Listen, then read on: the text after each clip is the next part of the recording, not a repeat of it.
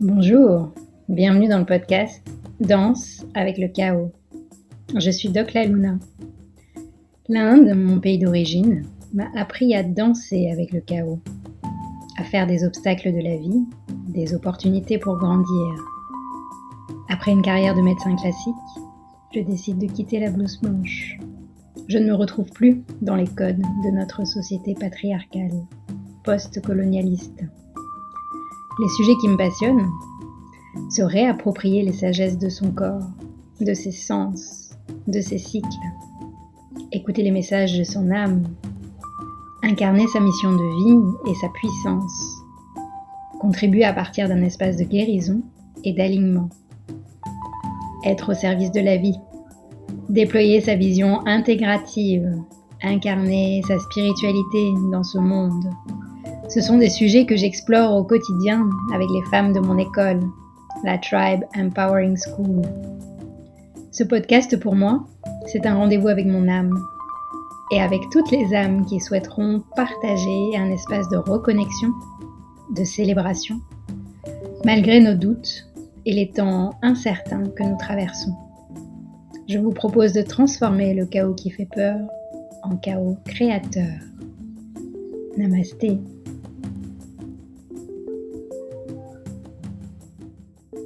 Cette semaine, je vous invite à un voyage spécial.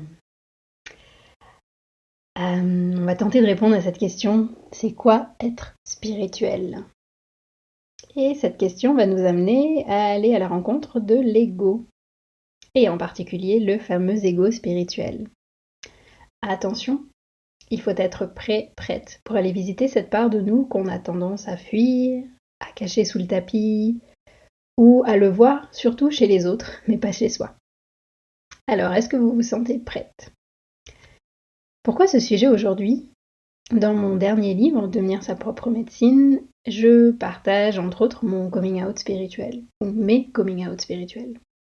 Je réponds régulièrement à des questions de journalistes pour la promotion du livre, et cette fameuse question revient.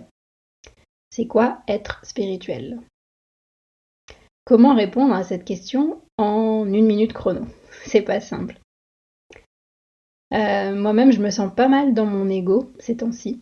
Parce que quand je regarde mes posts sur les réseaux sociaux, j'ai l'impression de passer mon temps à parler de la sortie de mon livre, de parler de ses bienfaits, et si vous avez déjà lu le livre ou que vous avez croisé un de ces posts, vous savez que je parle de mon histoire, de mes réflexions en tant que femme médecin, que femme médecine.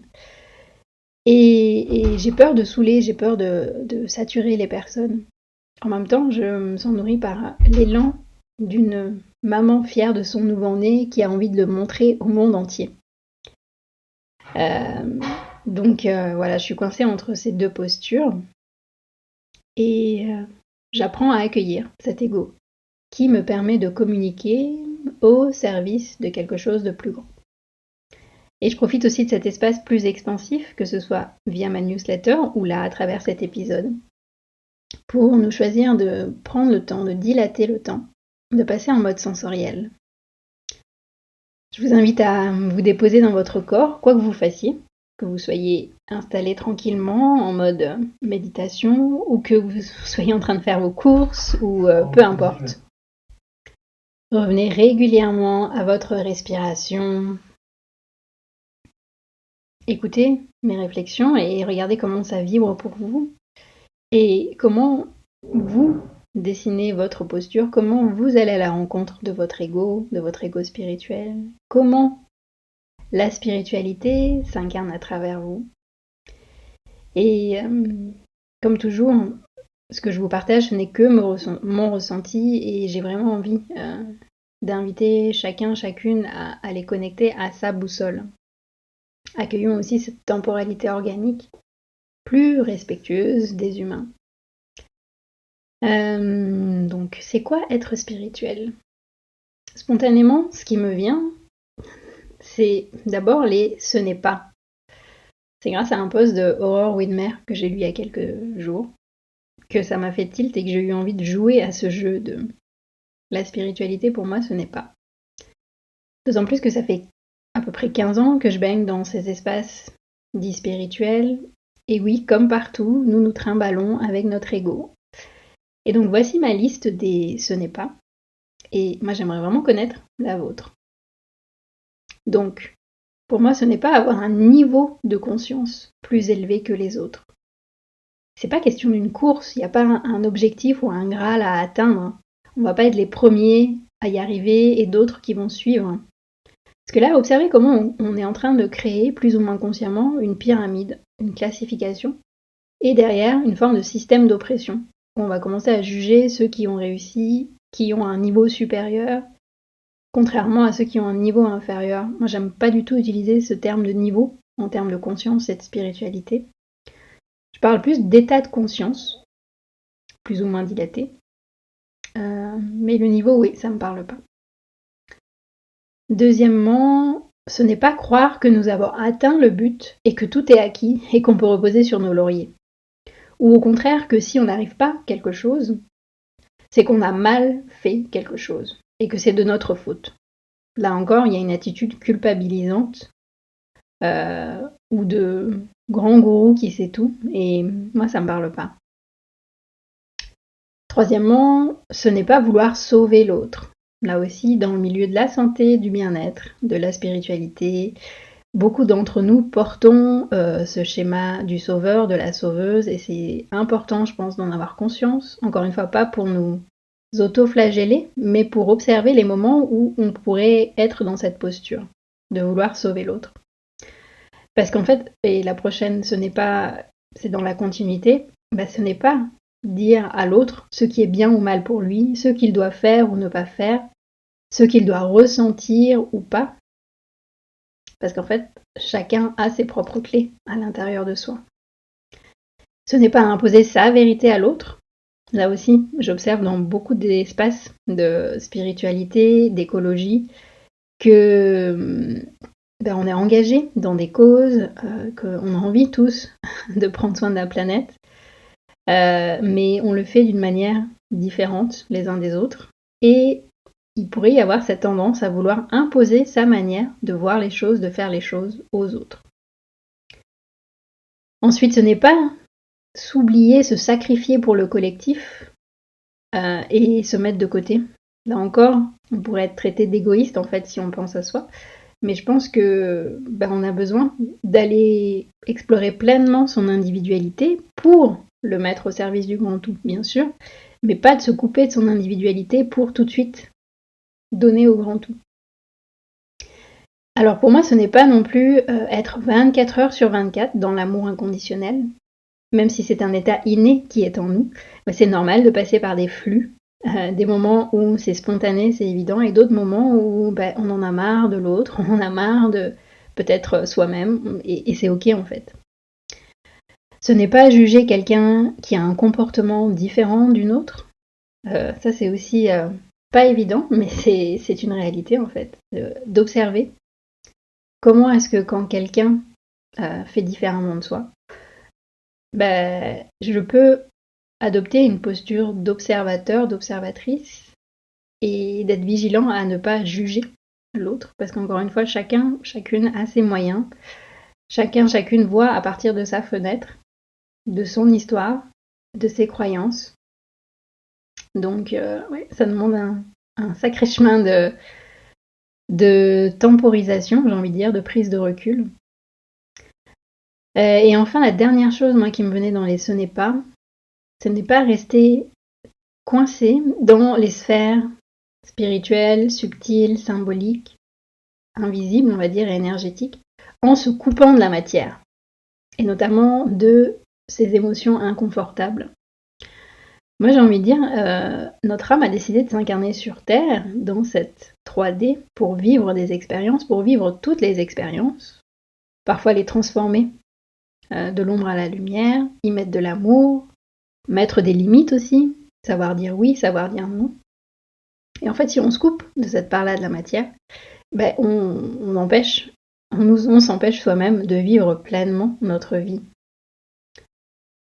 Donc voilà, c'était ma liste de ce n'est pas. Bienvenue dans le royaume de l'ego spirituel, Egoland. Alors, comment est-ce qu'on pourrait faire pour ne pas tomber dans ce piège de l'ego spirituel quand on s'ouvre à cet espace de la spiritualité? Pour moi, c'est déjà reconnaître que nous avons toutes et tous en nous un ego spirituel. En fait, c'est plus simple de se dire, ouais, mais de toute façon, j'ai une part de moi qui va vouloir contrôler, prendre le dessus, se comparer, et c'est ok. Deuxièmement, plutôt que de le rejeter, j'apprends à aller à sa rencontre, à l'identifier à chaque fois qu'il pointe le bout de son nez, à le ressentir aussi dans le corps. Alors c'est pas simple, parce que c'est 100 fois par jour qu'il s'exprime, au moins. Et plus tu vas t'entraîner à lui porter attention, plus il va se manifester. Donc s'entraîner à le remercier d'être là, à voir le cadeau qu'il pourrait y avoir derrière son expression. Après, il y a une étape un peu plus délicate. J'apprends à l'aimer. Puisqu'il a été livré avec le package de l'incarnation, c'est un peu le garde du corps de l'âme, comme dirait l'autrice que j'aime beaucoup, Sahara Rose. Sans lui, je ne peux pas m'incarner. Et enfin, troisièmement, j'essaye d'accueillir les égos spirituels des autres et de les voir comme des coéquipiers sur ce chemin de l'incarnation. Des miroirs qui m'enseignent à regarder mes propres angles morts. Et parfois, s'il n'y a pas d'angle mort ou plus d'angle mort, je ne vais pas m'obstiner et je m'autorise à mettre fin à une relation parce qu'elle ne me nourrit plus. Donc pour moi, la question qui se dessine une fois que j'apprends à accueillir l'ego spirituel, c'est pas forcément c'est quoi être spirituel, moi c'est plutôt comment est-ce que j'incarne ma spiritualité. Et il y aurait autant de réponses possibles qu'il y a d'êtres vivants sur Terre. Et peut-être qu'il faudrait même plus d'une vie pour pouvoir répondre à cette question. Mais dans ma réponse, aujourd'hui, ici et maintenant, le sacré et le spirituel passent par le corps, par la chair, par le ressenti. Et nous sommes avant tout un être de chair, où les chakras de la matière et les chakras de l'esprit vont se rencontrer ensemble et danser. Et si je vous donne quelques exemples concrets, ça peut paraître un peu égoïste, mais pour moi j'incarne ma spiritualité en me massant tous les jours par exemple. Le fait de me connecter à mon corps avec cette énergie de connexion et d'amour, ça me connecte à ma spiritualité. En me baignant dans la rivière ou dans la mer. Pour moi c'est une manière de se connecter aux eaux sacrées de la terre. C'est aussi en mangeant, en cuisinant, en buvant en conscience de l'eau. Et le plus challengeant, c'est d'incarner ma spiritualité dans mes relations. Et bien sûr, il y a des jours avec et des jours sans. Des jours où les émotions prennent le dessus, où on aimerait que les autres soient comme on voudrait. Et je pense notamment, plus on est proche d'une personne, plus on a envie qu'elle soit comme nous. Et c'est pas évident. D'accueillir l'autre dans son chemin, dans sa différence.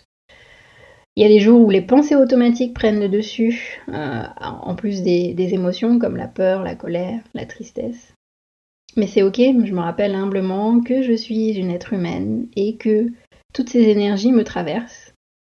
Et c'est normal. Et par contre, en apprenant à danser avec elles, je vais pouvoir les vivre pleinement, puis ensuite les libérer aussi plus rapidement que peut-être il y a 5 ans, 10 ans ou 20 ans. Ça nous rappelle à quel point nous sommes des étudiants chroniques de la vie et que peut-être notre job, c'est de continuer à apprendre, observer, vibrer, accueillir nos paradoxes aussi. Et important, essentiel j'ai envie de dire, c'est d'apprendre aussi à nous foutre la paix et d'éviter de rentrer dans le monde des injonctions, notamment dans le milieu du bien-être et de la spiritualité. Alors, si cette exploration de la spiritualité vous parle, moi j'aimerais savoir comment vous la mettez vous en pratique, comment vous cheminez dans cet univers de l'ego-land, de l'ego spirituel. Je serais ravie de vous lire si vous êtes sur les réseaux sociaux. N'hésitez pas à me taguer sur vos posts, sur vos stories. Mon hashtag c'est DocLaLuna et mon compte, vous pouvez mettre un @NathalieDocLaLuna. Voilà. Écoutez, je vous souhaite une belle exploration de votre spiritualité et puis je vous dis peut-être à bientôt dans l'une de nos rencontres en ligne à chaque nouvelle lune, les nouvelles lunes de la Tribe. Je vous mettrai le lien sous l'épisode si vous voulez nous rejoindre. C'est un événement mensuel gratuit, soit sous forme de cercle sur Zoom ou sous forme de soirée ciné-médecine sur Zoom aussi, où on va aborder un sujet qui touche à la vie, à la spiritualité, au féminin et au masculin sacré, au chaos, enfin peu importe, il y a tellement de sujets que je vous laisserai découvrir dans le lien sous la vidéo. Je vous souhaite une belle journée, une belle soirée et à bientôt. Si vous avez aimé cet épisode, s'il vous a fait du bien, n'hésitez pas à liker, commenter, vous abonner sur votre plateforme d'écoute ou sur YouTube.